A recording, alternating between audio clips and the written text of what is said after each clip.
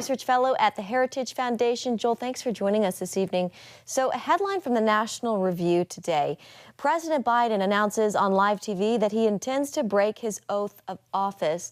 The article essentially saying the president doesn't have the constitutional authority to extend this moratorium. Can you speak to that and the president's constitutional authority here?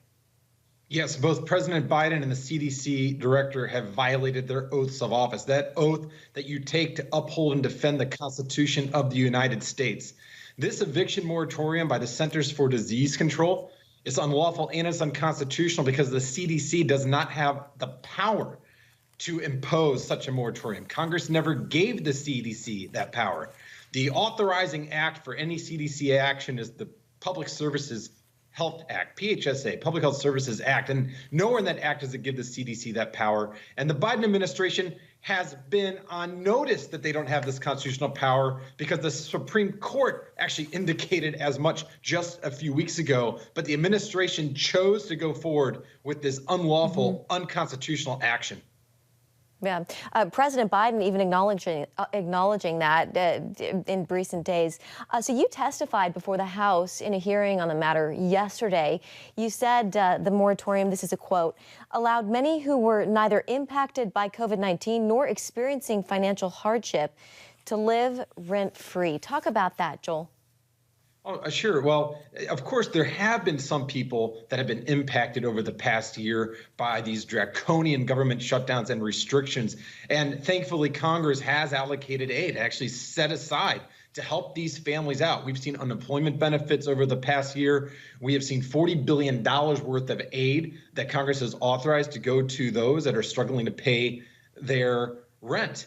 But this action itself, though, is unlawful. We know that, for instance, the number of people that were making late rental payments went up by a few percentage points during the peak of the crisis, but evictions were almost completely outlawed. And that by itself indicates that the vast majority of people that have benefited from not paying rent over the past year have actually been those that weren't impacted by COVID. So what is the solution for people who, as you've mentioned, really have needed help during this and who have benefited from this moratorium? You know, surely it's not just to leave them out to dry.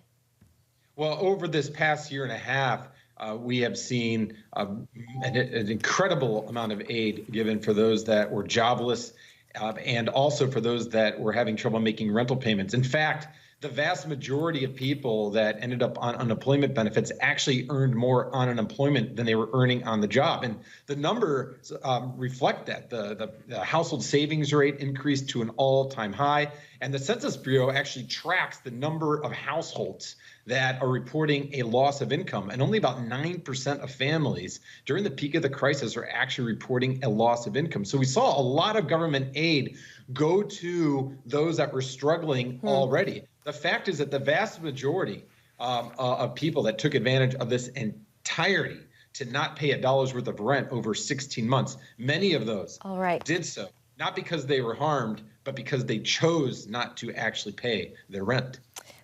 All right, Joel Griffith with the Heritage Foundation. We're out of time, but we appreciate you coming on. Thank you. Thank you.